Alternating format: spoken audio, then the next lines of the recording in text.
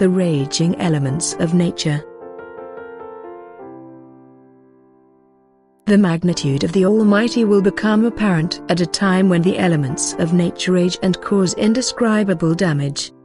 Then the hour will have come when people's spiritual decline becomes visible, for nothing will remind them of God, nothing will move them to pray, for they will have lost their belief in a God and thus will not call upon Him in their need.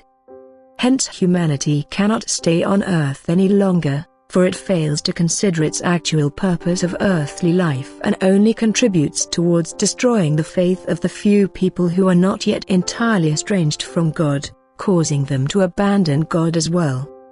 God's love, however, will prevent the latter from being harmed and will therefore forcibly terminate the lives of those who threaten to endanger the souls.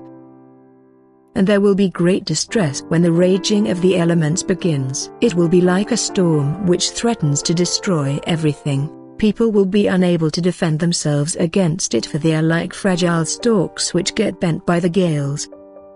They will want to flee yet be unable to escape the elements. Without God's help their resistance will be too feeble, yet a heartfelt call to God will restrain the power of the elements, and anyone who entrusts himself to God in his peril will be saved.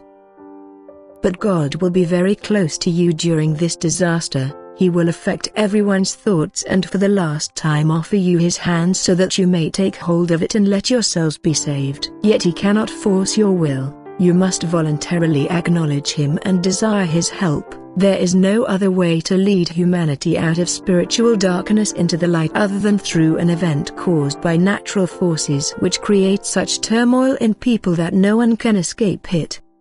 Confronted by these natural elements, they will have to recognize their helplessness. They will have to lose all other help so that they realize the end of their physical life. Only then will there be a slight prospect that they will remember the Lord who is entitled to all power and who controls heaven and earth. God's living creations separated themselves from Him and have remained separate from God for an infinitely long time, yet a moment of extreme crisis and danger can bridge this separation.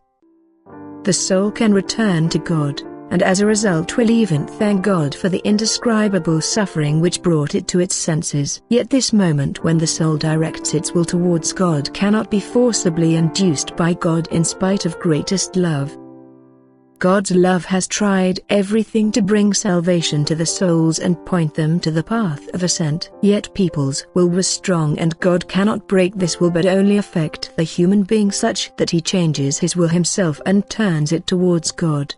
This natural event is thus the final attempt to influence the human will in the most favorable way. But this natural event will also be so powerful that his own will need great strength in order to remain firm in faith.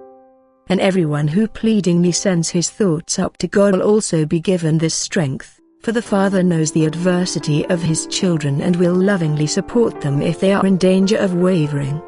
For His kingdom on earth shall remain, and extensive work will have to be carried out in order to proclaim the divine kingdom to those who had found God and desire His word. And this is the time the Lord is thinking of by making His word accessible to people already. The seed shall fall onto good ground and yield rich fruit on the field which the Lord first wants to purge from all weeds. Amen.